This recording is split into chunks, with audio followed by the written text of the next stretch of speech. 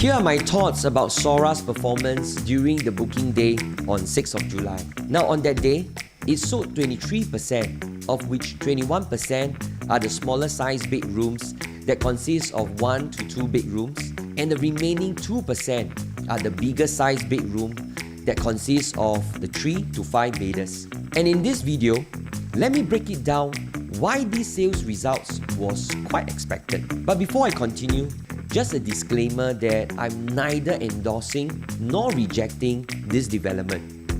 Just sharing my thoughts and opinion as an active agent who has been monitoring the Singapore property market for more than 15 years. Real-life property stories that can teach and inspire you. Hi guys, Gaynor from Property Made Simple, author of over 600 real-life property investor stories.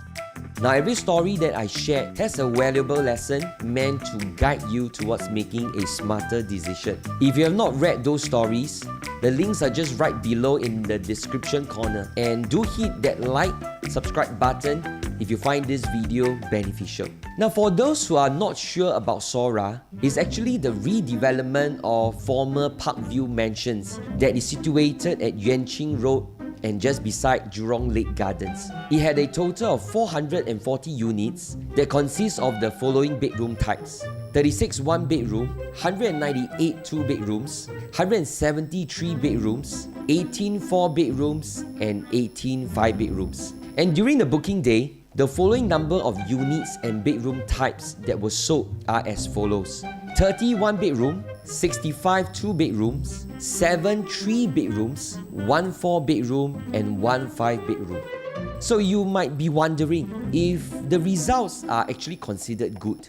I would say, in my opinion, that this outcome was quite predictable.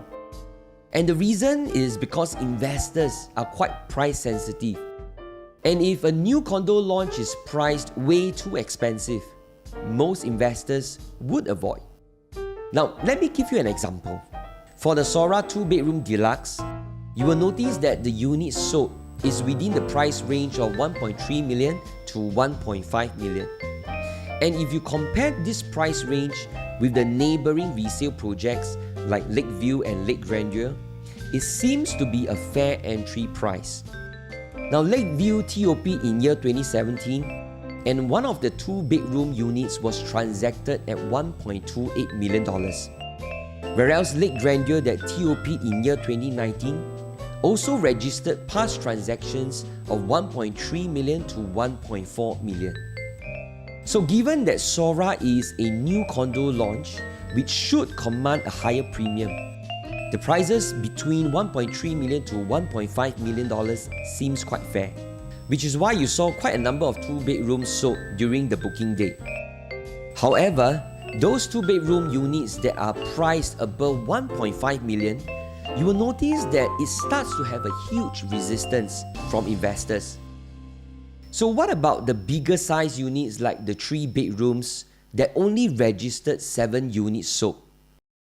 Now the take-up rate seems to be quite poor. So did the developer not price it correctly to sell? Let's look at the 3-bedroom deluxe unit with the size of 936 square feet and the starting price from $2.52 million onwards. Now the layout is pretty decent with an enclosed kitchen and a flexi room that can act as a storeroom. And let's compare this with Lake Grandeur. And recently for Lake Grandeur, there was a 3-bedroom unit on the 13th floor with the size of 947 square feet, which was sold at $1.75 million. And if you compare this transaction with SORA 3-bedroom deluxe unit on the level 10, it will cost $2.164 million.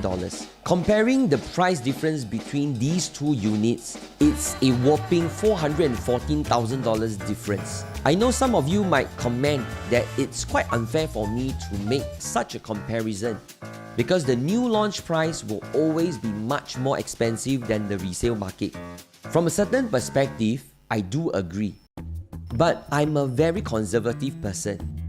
And truth be told, there are cases where the price gap is not huge between the new launch versus resale. but you need to know how to spot it in the first place. For example, I once told my buyer to invest in a 3-bedroom unit in the Lentor area. They bought the unit in November 2023 at the price of 2.67 million with the size of 1,033 square feet. At the same time in November, there was a transaction of a resale 3-bedroom condo unit at Paranoma. The size was 1,141 square feet and it was sold for 2.3 million. Now, as you can see for the Lentor transaction, the price gap in this case is really negligible. Now, these are just some of the factors that I would watch out for when I do my analysis. As for SORA, it couldn't give me a clear winning indication in terms of price for the bigger size units, unless you really love the lake view, which also could be the main reason why developer priced it higher, because it's quite unique if you look from a different perspective. Now, as for me, with the same price, I'm confident of finding a better alternative. How is it possible for me to gather such perspective and data? Now, the answer is very simple. It is because I've met up with many property buyers and sellers from all walks of life. And each meeting is an opportunity for me to do a deeper research and analysis on what are the alternative choices available. Now, one of the benefits of writing down my thoughts so regularly on social media is that I'm forced to become very clear on how I manage my analysis. Clear writing always leads to clear thinking, and clear thinking will tend to lead to better quality choices. Now, if you are looking for greater understanding on how I select property choices, do PM me. And if you like this video, do hit that like and subscribe button. And I'll see you in the next video.